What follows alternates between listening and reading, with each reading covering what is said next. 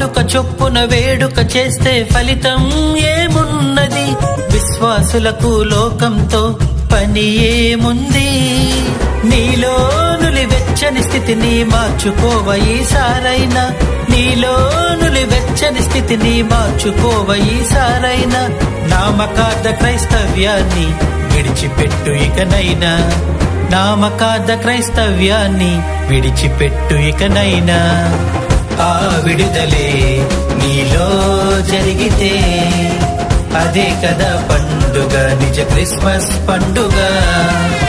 ఆ విడుదలే నీలో జరిగితే అదే కదా పండుగ, నిజ క్రిస్మస్ పండుగ.